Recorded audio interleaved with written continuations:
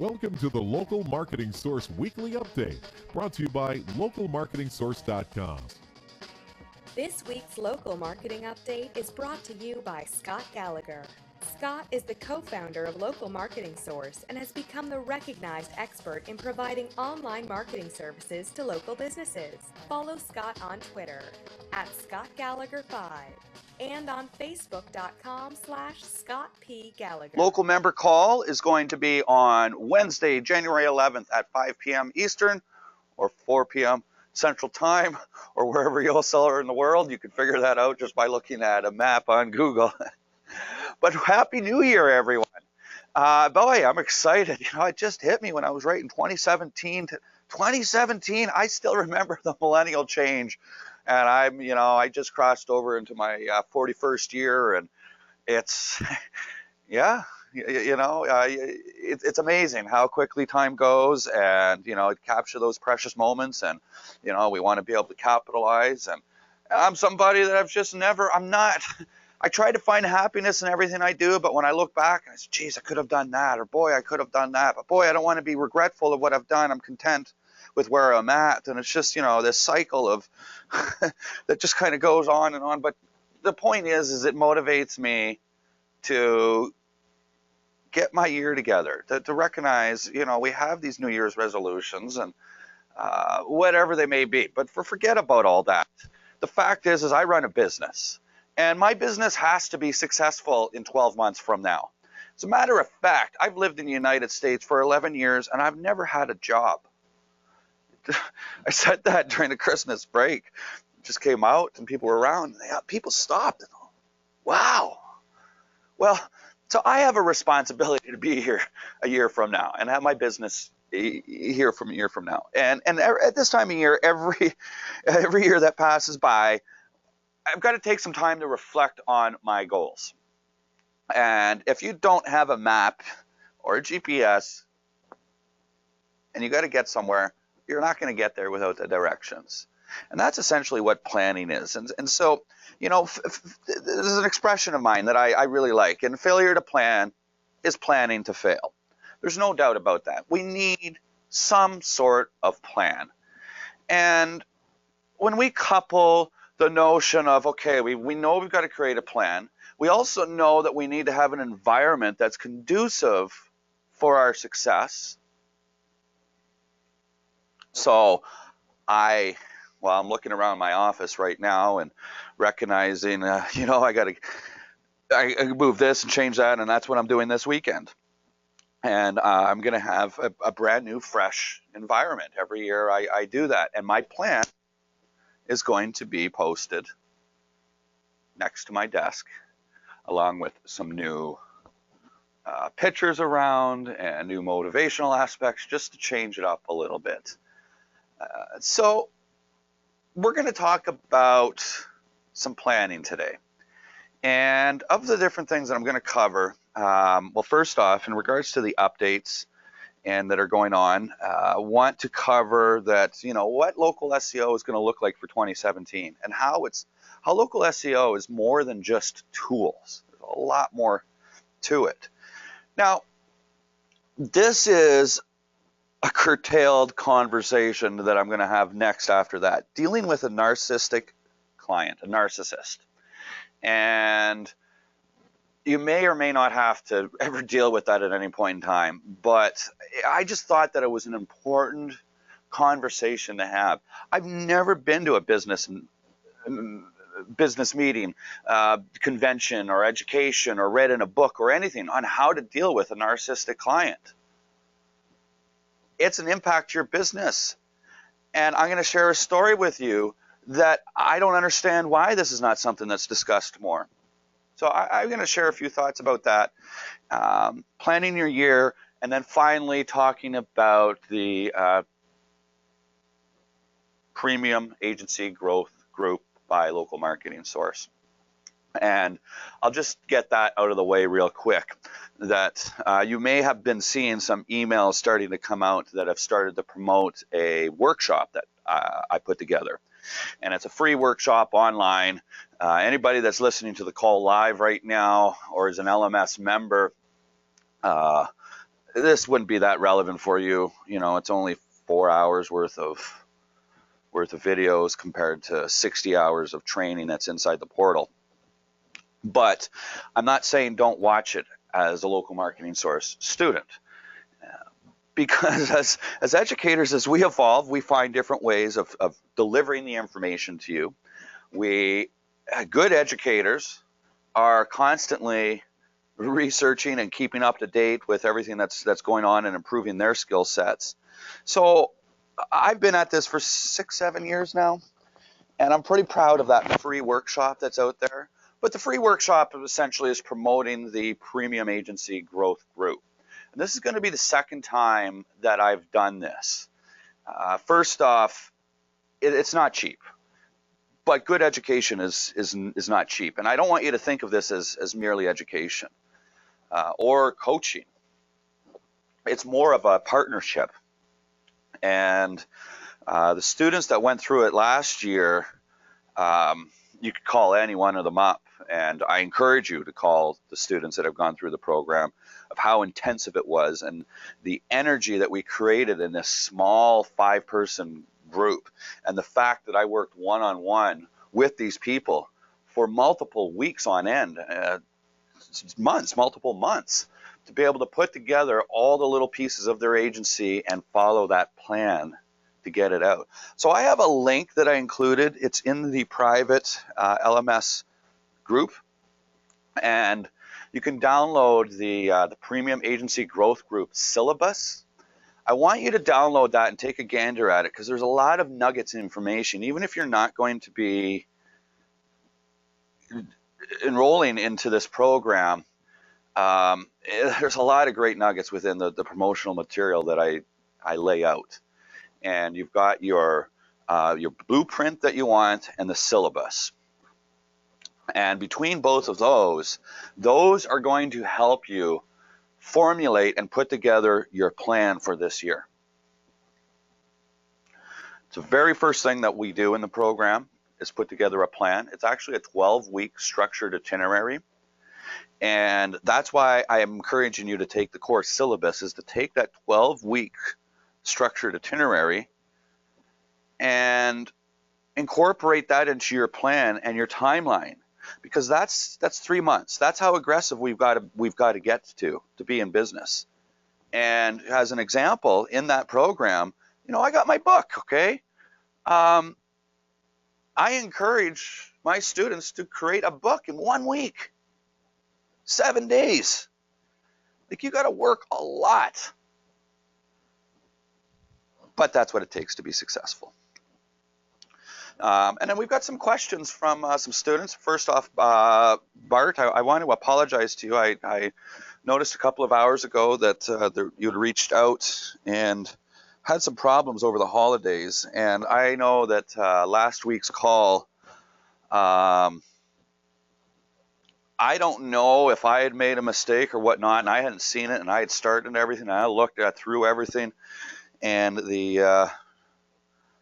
nobody came on, and I'm not sure. So we did the call, and normally we get a great handful of members, but it was in the middle of New Year's and Christmas, so it is what it is, and I want to apologize to you for that. But I see that you're on the line today. I see that you've got a question, and you've got one of my favorite questions that I get, and probably, quite possibly, the most frequent question that I get that Bart's asking. Well, we'll get to that by the end of the call. So, where do I go first? Do I talk about a narcissistic client, or how local SEO is a little more about tools? Well, let me tell this story that I'm going to get a little personal with you guys right now. And I feel that I am somewhat qualified to have an educated discussion on a narcissist. And unfortunately, I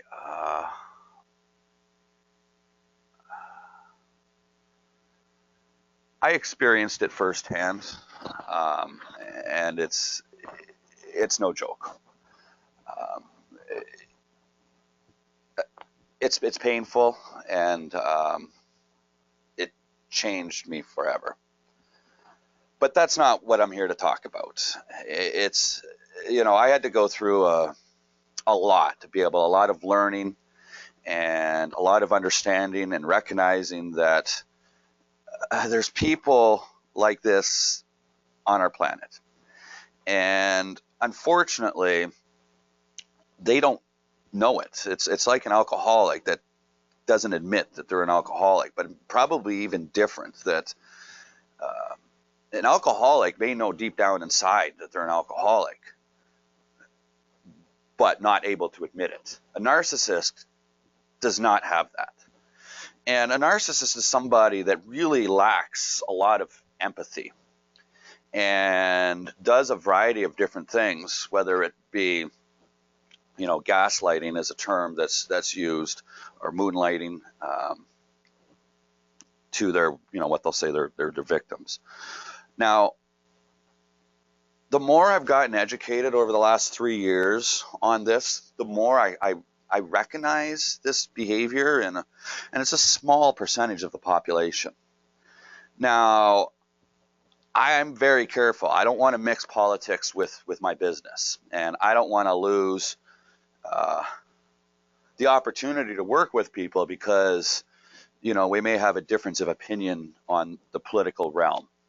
Well, let's face it, I can't vote in this country anyhow. I'm a Canadian with a green card. And I've always taken the political position of that I did not know enough. As much as I've read and heard on the news, that I just didn't know. I saw Donald Trump speak 10 years ago, and on the same day that I saw Tony Robbins speak. And those were the two people I wanted to see. And I loved Tony Robbins. I was on top of my seat, my arms in the air, and 10,000 other people doing it. And within 15 minutes of listening to Donald Trump, I walked out. I didn't like him. And, in his political position, I think he could potentially do a good job. And, I think that he could make some changes. But a lot of people don't like him because of his behaviors. And every trait, he matches up to a narcissist. And there's no doubt in my mind that, our president-elect is a narcissist. And that worries me for our culture and whatnot. But I also think that it's an important element for my students, my country, friends and family to have an element of education, because in business, I've had to deal with a narcissistic client in the past, and they're tough to deal with. Not almost to the point. They are to the point that I don't want to deal with them, because the bottom line is, and I've never done this, but if I were to go through, let's say I have 300 clients over the years, and go through those 300 clients, we got to assume that 30 of those clients are going to be narcissists. And if I looked at those 30 clients and looked at the impact that those clients had on my business versus the other 270, these clients, they take a lot more resources, they take more time, more money, and they're highly draining in terms of their energy and their complaining and their back and forth. And our ability to try and please them, you can't please a narcissist, guys. They are constantly looking for the next battle, and no matter what the situation is, depending on their mood or where they're at, and you can't. It's very, very difficult. So I've got different clients going through my head as to, I try really hard in my business to make my clients happy. And I'm going to tell you a little story that happened in my business with a recent client and my project manager. and how we dealt with it and what we had to do. And when we got the deal, it was a website for, I don't know, $3 or $4 grand, and SEO for 1,000 or 1,200 a month. And we started with the website, and typically what we'll do is we'll do the first month of SEO while the website's being developed, and then once the website's done, we'll move into month 2 and month 3, and typically the website will take 30 days to build. And we go ahead and we deliver the website, build the website, and deliver a total of 4 months of SEO. And then during the website development stage, we had a point of contact, and that was the office manager, and my project manager would work with this office manager. And we moved along and got the site completed. And it was on the stages of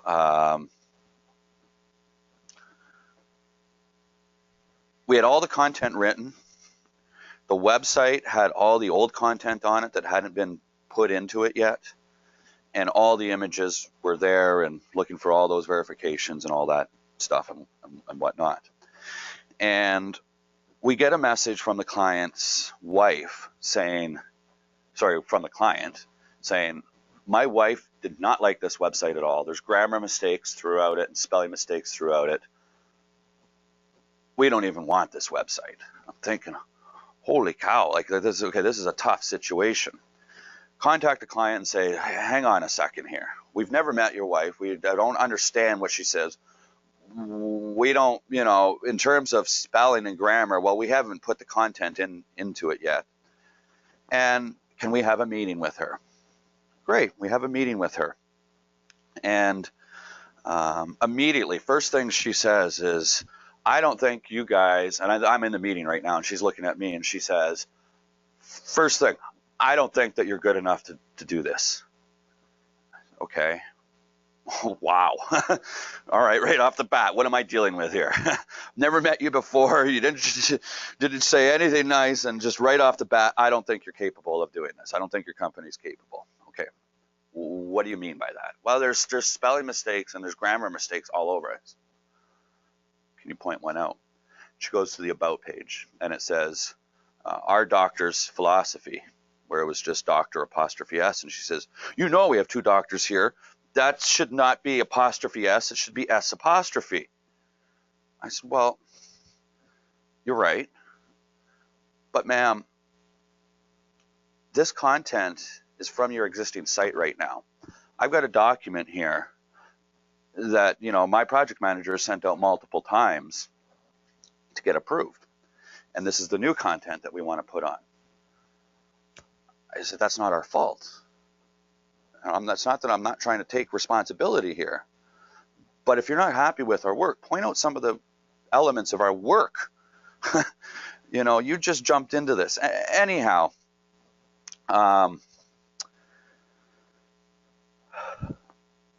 obviously they're no longer a client.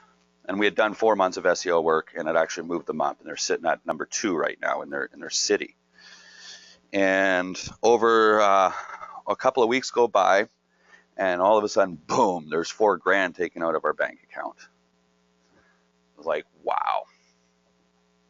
And a nasty email from the client, attorney this and attorney that. And bottom line is 11 years I've been in business, I've had 3 other chargebacks. This is my 4th chargeback in 11 years. And that's when somebody calls the credit card and said there was an unauthorized charge. They get their money back, and then you've got to start doing a process. The credit card company takes the money and holds the money in the holding, and you've got to go through this lengthy process. It takes about 90 days. And so, there's a good lesson right there that is depending on where you are with your agency and whatnot. And when you take credit cards and, being prepared and having to go through that, I have never lost a chargeback. And one thing I learned, guys, with the credit card companies is that you've got to document everything. The bottom line is that the sale happens. The proposal is sent out, and with that proposal, as long as it's do you have a digital copy of it, and it's sent digitally as well as handed to them if possible. That's your scope of services. That's what you say you're going to do for a period of time. And then in there it says, this is not a contract. You can cancel services at any time with written notice. And make sure you've got that in your proposal, that services can be canceled with written notice, because you want an email trail of it.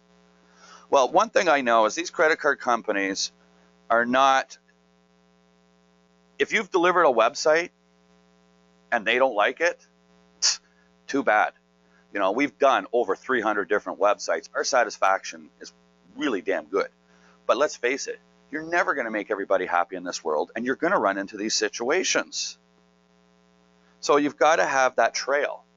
And I know that in this situation, the services were delivered and SEO was delivered, and it's all tracked that way. So there's a few points here that, and I didn't have these notes down. I really wasn't too sure about, well, how am I gonna talk about narcissism in a local SEO podcast? And should I even go down that path?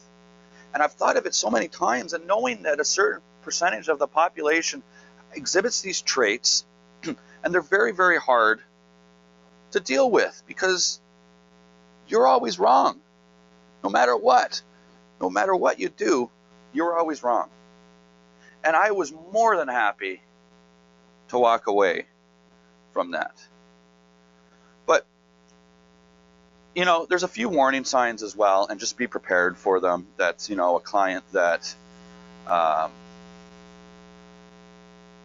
up front, in terms of involvement, they're going to let you know it's okay that they're involved and whatnot.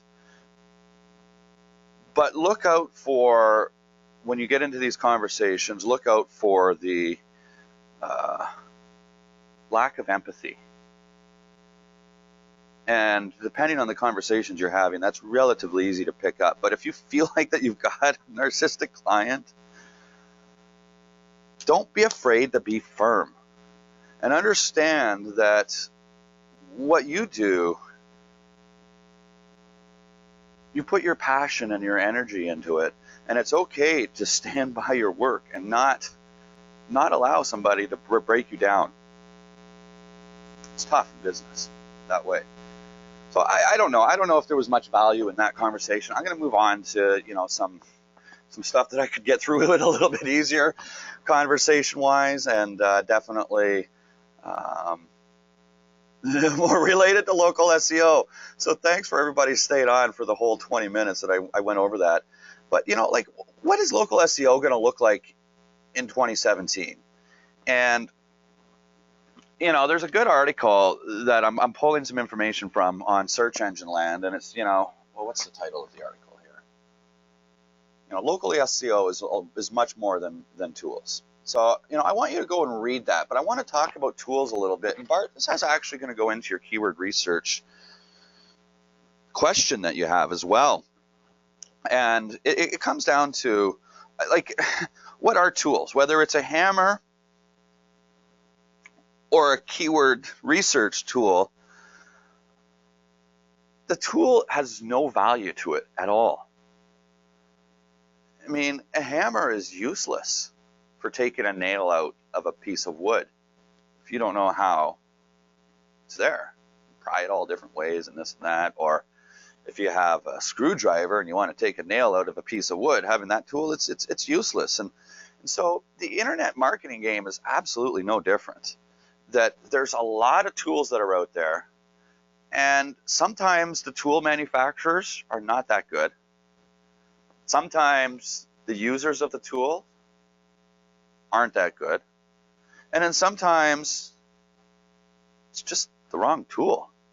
You're not going to make a hammer out of rubber and try to sell it as a hammer, because there's a lot of Rubbermaid tools for the local SEO world that's out there. And I'll talk about keyword research right now. I'm actually going to answer your question, Bart. We won't wait until the end. And that, keyword research, there's a lot of different tools out there. And all keyword research is trying to do is say, you're asking yourself the question, what keywords is the general population using the most to find this service? It's that simple. So that's the answer that you're looking for. And so there's tools that are out there, and I've gotten into some pretty deep research where we start looking at the commercial availability, the commercial conversion value of keywords, looking at the KPIs, the key performance indicators for keywords, allocating weight to different keywords. I have spreadsheets that have these calculations that we've built in all different ways, in my early SEO days. And today my keyword research tool is a clipboard. It's not a digital product. So there's no digital keyword tools that we utilize anymore. All keyword research is, let's blow off the dust of the marketing books for a moment. And there's two ways to gather marketing information: primary and secondary. And secondary is when somebody else has the information and makes it available for you to get. And primary is you going out and getting it. Now, obviously, primary is first because it's better if you're getting the right information. Let me take, for example, a dentist in Crystal Lake, Illinois. Well, Crystal Lake is where my home is. We're one of the top 10 small cities in the country in terms of livability. It's a cute little town. It's got a lake in the middle of it. A very good community, very good people, lots of great local foods. The chains don't tend to do so well, and just because of the geography of the way that it's laid out, we're far away from interstates and close to the Wisconsin border. And so, these are just some of the elements that create the culture in my town. And culture drives some of our keyword research. People are going to talk differently in different areas, or they're going to be looking for different solutions for different reasons. And whether we take a dentist or a plumber, those statements could unequivocally apply. I was just listening onto the radio, and there's some big event that's happening in Chicago, and they called it the Chi-Town something. And it was like, why would a local organization, nobody uses Chi-Town in Chicago. It's like deep dish pizza. Most locals will not eat deep dish pizza. Maybe once a year you'll go out and get it. But these are what Chicago's known for: Chi-Town and deep dish. Well, if I'm going to be SEOing a pizza place, I'm definitely going to get an understanding that, okay, when people are looking for deep dish, maybe we want to have versus the thin crust.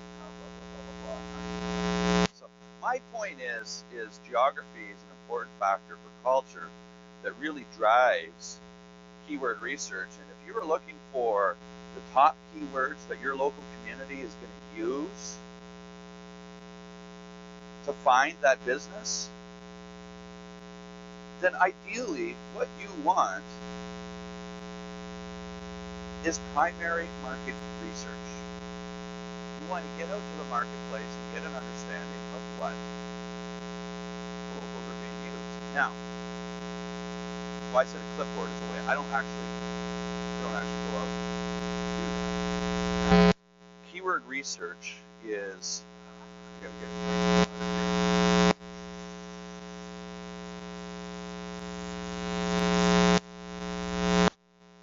with keywords, what we do, we break keywords down into three components. We've got our core term, we got our core modifier, and you've got your geomod. So let me stay in line with the dentist here.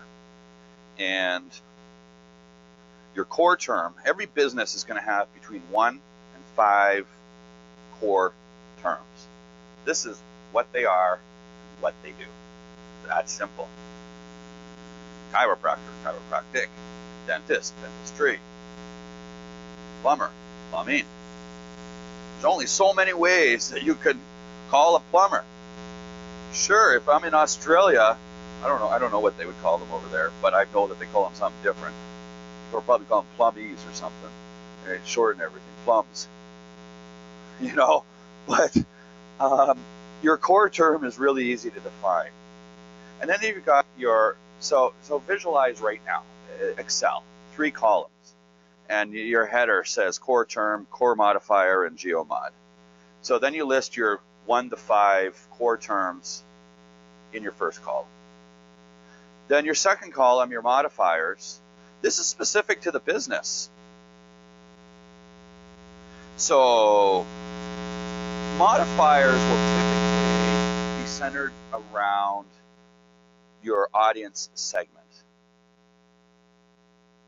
I know I talk a lot about segmenting an audience, and all of our clients that we go into, we identify and I'm not going to get into audience segmentation in this conversation, but your keyword, your core modifiers of keywords are typically driven by your audience segments. So here's an example, that a dentist that deals with kids and families that want to be focused on that. Maybe they use, and dentists are pretty particular, but maybe there's a lot of, different sedation techniques for children. And maybe, some of these sedation techniques that this dentist wants to go in on is not. We could take a completely different approach to this again. Tools, I really don't like tools. The data is fucked up, and it just does not paint the right picture. So to answer the question that you have, and the way we handle that is going right back to good old marketing 101 again. And you're asking a question on market opportunity. And there's a couple of tools, that word, tools, a couple of sites that I'm going to share with you, maybe one, that's going to help you go through this process so you can show a prospective client or an existing client the market opportunity. Now, there's a few assumptions that we have to make. Now, according to Google has said that 97%, and this is all data that's a bit right out there and it's easy to pull up. And, what do we have? I have a sales book. Where's my sales book? I don't know where my sales book is, but I have a sales book that's got all this data that's in it. Oh no, it's my son's autobiography. Anyhow,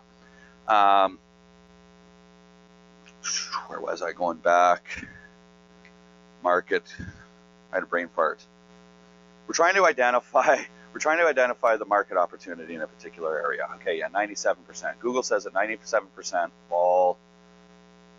of all local consumers in the United States utilized a local search engine to find a local business. Almost everybody.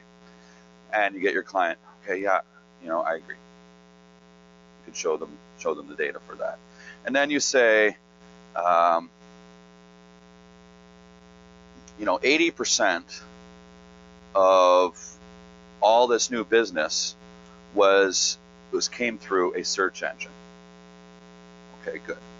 So 80% of the market is using some sort of search engine, whether it's a Yelp search engine or Facebook, searching in a different way, or Google. Well, Google holds anywhere, depending on how you look at it, anywhere from 70 to 85% market share. Okay, so we're starting to work the numbers down. And we also know that being in the number 1 spot on Google, you're going to get 40%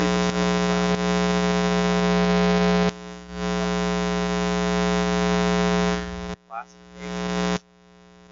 And you find the industry that you're working with. It's really easy to go through.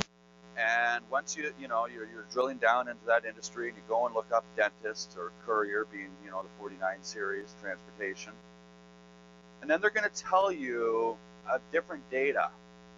They're going to say that here's the size of the dental industry in the United States. Here's the size of the dental industry in Illinois.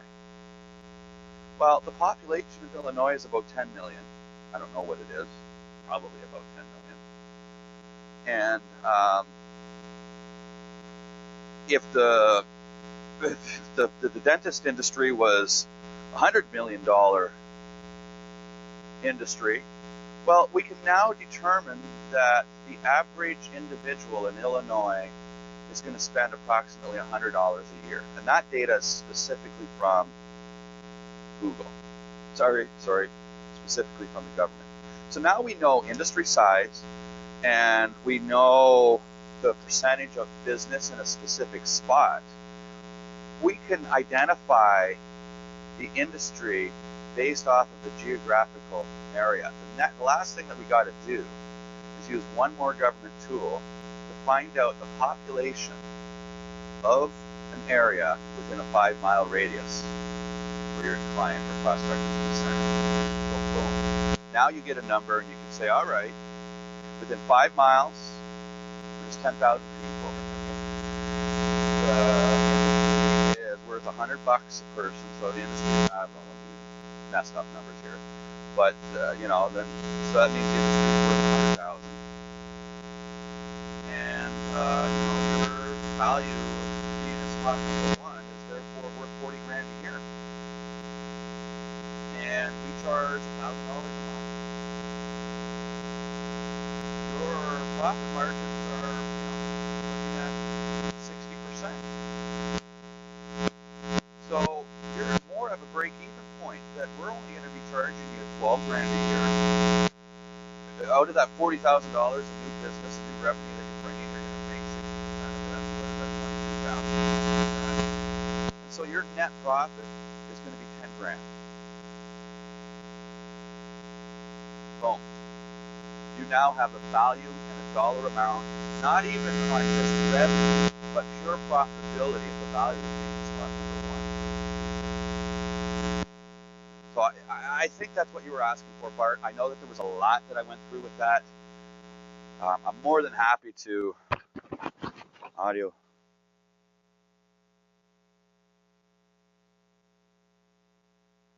Really? What's going on with my audio? Yay. Problems. Yeah, I'll get the recording for you guys and get that out. So sorry about that. I hope that made it through.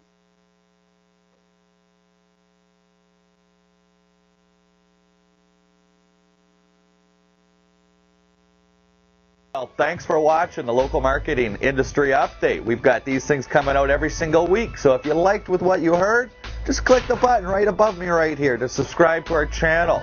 If you'd like to get a little bit more, right over here, go check out localmarketingsource.com. We've got free reports that you can grab. You can even register for a free marketing course to get in and see the portal. Or just go ahead and follow us on some of the social channels. We'll be around. Until next time.